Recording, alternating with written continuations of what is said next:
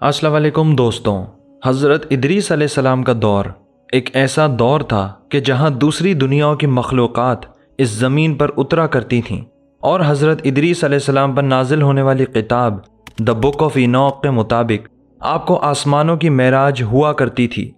और कुरान करीम में भी आपके मुताल्लिक़ कुछ यूँ आया है कि हमने इदरीस को ऊपर एक मकान में उठा लिया। क्रिश्चियंस ये मानते हैं कि हज़रत इदरीस अलैहिस्सलाम आसमानों के सफ़र पर गए थे और अल्लाह ताला ने उन्हें वहीं रोक लिया और अभी भी वह आसमानों पर ज़िंदा हैं। लेकिन हमें हदीस के ज़रिए मालूम होता है कि हज़रत इदरीस अलैहिस्सलाम की चौथे आसमान पे इज़राइल ने रूह कब्ज़ कर ली थी। कुरान करीम में हज़रत इदरीस अलैहिस्सलाम के मुताल्लिक़ यूँ आया है कि वह नहायत ही सच्चे नबी थे और हज़रत इदरीस अलैहिस्सलाम पहले इंसान थे जिन्होंने कलम से लिखना सीखा। हज़रत इदरीस अलैहिस्सलाम पर नाजिल होने वाली किताब द बुक ऑफ इनोक तूफ़ान नूह से पहले के हालात बयान करती है, जो बहुत ही लर्ज़ाखेज़ राज़ों से पर्दा उठाती है। किसी ने जानकर इस किताब के नुस्खों को ऐसी जगह प्रिजर्व किया जहां पानी दाखिल ना हो सके। सुमेरियंस कहते हैं कि वह लाइब्रेरी गीज़ा पिरामिड्स के अंडरग्राउंड एरिया में बनाई गई थी और बाकायदा उस जगह को वाटर टाइट किया गया था। आखिर क्यों? क्योंकि उन्हें पता था कि एक अजीम सैलाब आने वाला है जो पूरी दुनिया को अपनी लपेट में लेगा और कोई चीज़ उसमें बाकी नहीं बचेगी। और आज वो लाइब्रेरी डेड सी स्क्रॉल्स के नाम से जानी जाती है। और हैरत अंगेज़ तौर पर पाकिस्तान में भी उसी तरह की लाइब्रेरी स्फिंक्स के नीचे डिस्कवर हुई। ये दौर इस कदर माफ़ुकुल फितरत था कि सैटर्न की तस्वीर को बाकायदा उसके नॉर्थ पोल के साथ नक्श की गई, वो भी इतने दुरुस्त तरीके से कि जैसे कोई सैटर्न का नॉर्थ पोल देख कर आया हो। और बुक ऑफ इनोक कहती है कि हज़रत इदरीस अलैहिस्सलाम आसमानों में उड़ा करते थे और वह सैटर्न पर मुशावरत के लिए जाया करते थे। और उस दौर में एक पूरी तहजीब बग़ैर अपना निशान छोड़े ज़मीन से गायब हो गई थी।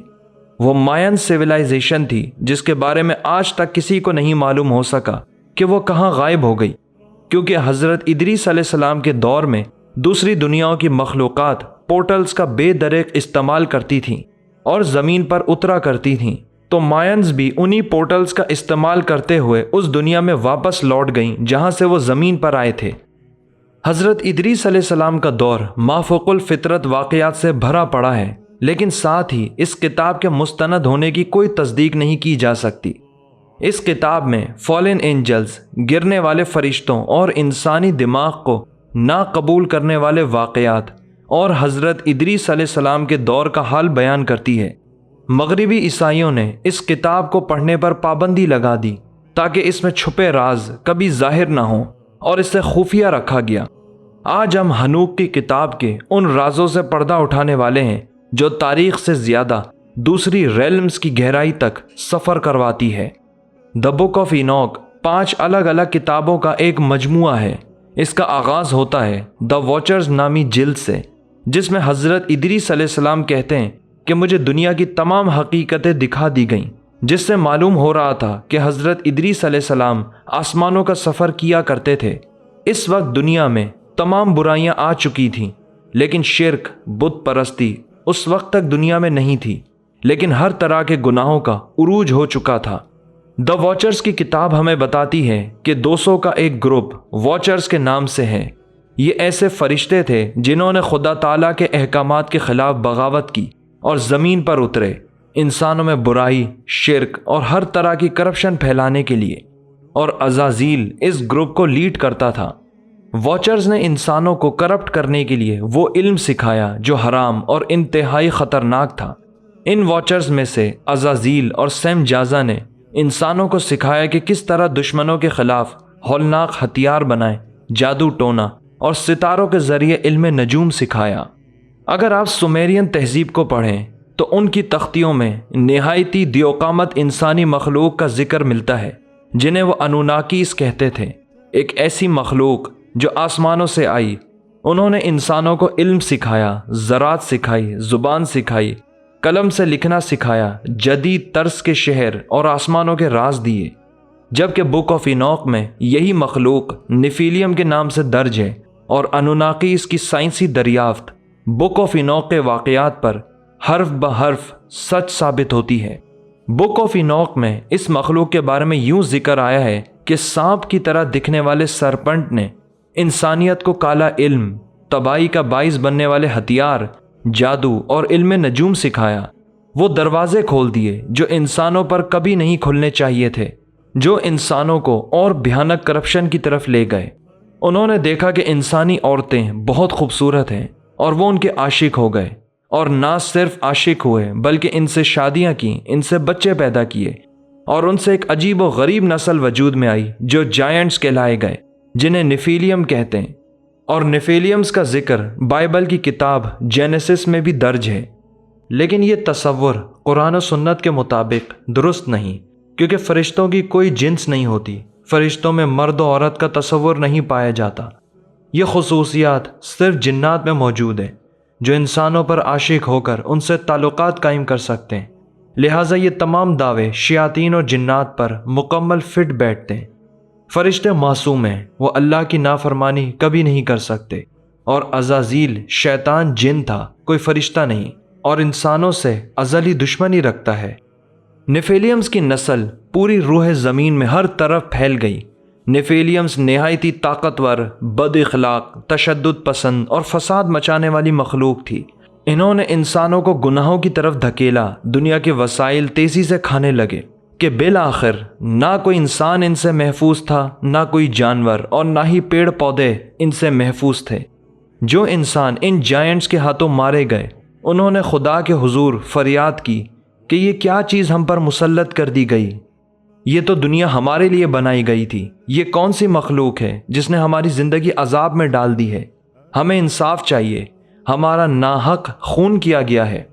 واچرز کی کتاب ایک عظیم سیلاب کی پیش گوئی کرتے ہوئے بتاتی ہے کہ ایک عذاب آئے گا جو انسانیت کے لیے ڈیوائن ریسیٹ ہوگا، جس کا مقصد زمین کو کرپشن سے پاک کرنا ہوگا، جو واچرز اور ان کی اولاد نیفیلیم کے ذریعے پھیلائی گئی تھیں، اور دنیا کو دوبارہ اصل حالت میں ریسٹور کیا جائے گا۔ پھر یوں ہوا کہ حضرت نوح علیہ السلام پیدا ہوئے۔ ان کے والد تھے لامیک۔ لامیک بھاگ کر گئے اپنے والد میتھوسیلہ کے پاس۔ میتھوسیلہ حضرت ادریس علیہ السلام کے بیٹے تھے۔ لامیک اس لیے بھاگ کر میتھوسیلہ کے پاس گئے کہ ان کو یقین نہیں آ رہا تھا کہ یہ انسان کی اولاد ہے جو مجھ سے پیدا ہوئی ہے۔ حضرت نوح بہت خوبصورت تھے۔ بک آف اینوک بتاتی ہے کہ حضرت نوح کے نور کی طرح بال تھے، سورج کی طرح آنکھیں تھیں، اور بہت خوبصورت تھے۔ بک آف اینوک کے مطابق حضرت ادریس علیہ السلام دنیا سے جا چکے تھے اور اپنے بیٹے کے بلانے پہ زمین پر واپس آئے۔ کتاب کے مطابق میتھوسیلہ کی ملاقات حضرت ادریس سے دنیا کے آخری کنارے پہ ہوئی۔ جب میتھوسیلہ کی ملاقات ہوئی حضرت ادریس علیہ السلام سے، اور انہوں نے حضرت ادریس کو سارا قصہ سنایا کہ کس طرح میرے بیٹے لامیک کے گھر ایک بیٹا پیدا ہوا ہے، اور وہ پر نور ہے، اس کی آنکھیں سورج کی طرح ہیں، اور میرا بیٹا شک میں مبتلا ہو گیا ہے کہ کہیں یہ کوئی اور مخلوق تو نہیں۔ حضرت ادریس نے جواب دیا کہ اللہ کا نیک بندہ تمہارے گھر پیدا ہوا ہے، اور یہ دنیا کو ایک بہت بڑی تباہی سے بچائے گا۔ میتھوسیلہ پرسکون ہوئے اور لامیک کو جا کے بتایا، اور لامیک نے حضرت نوح کی بہت اچھے طریقے سے پرورش کی، اور حضرت نوح وہ ہیں جن کے دور میں بت پرستی شروع ہوئی تھی۔ اس وقت تک ہر طرف جائنٹس نیفیلیمز کا قبضہ تھا، گناہوں کا عروج تھا۔ ان دیو کامد مخلوقات نے دنیا میں تباہی پھیلائی ہوئی تھی۔ یہاں حضرت ادریس ایک پیشن گوئی کرتے ہیں کہ یہ جو بچہ پیدا ہوا ہے یہ ان کے خاتمے کا سبب بنے گا، اور یہ ان کا ستیہ ناش کرے گا۔ مزید کتاب کے مطابق حضرت نوح حضرت ادریس کو تلاش کرتے ہوئے دنیا کے کنارے تک پہنچتے ہیں، اور وہاں حضرت ادریس کو پکارتے ہیں۔ پھر حضرت ادریس زمین پر آتے ہیں۔ حضرت نوح حضرت ادریس سے کہتے ہیں کہ یہ دنیا میں کیا عذاب آیا ہوا ہے، یہ لوگ نافرمانیوں پر اترے ہوئے ہیں، اور پھر دونوں خدا کے حضور دعا کرتے ہیں کہ انسانیت کو ان مخلوقات سے چھٹکارا دلایا جائے، اور پھر حضرت نوح کو حکم دیا جاتا ہے کہ وہ کشتی بنائیں۔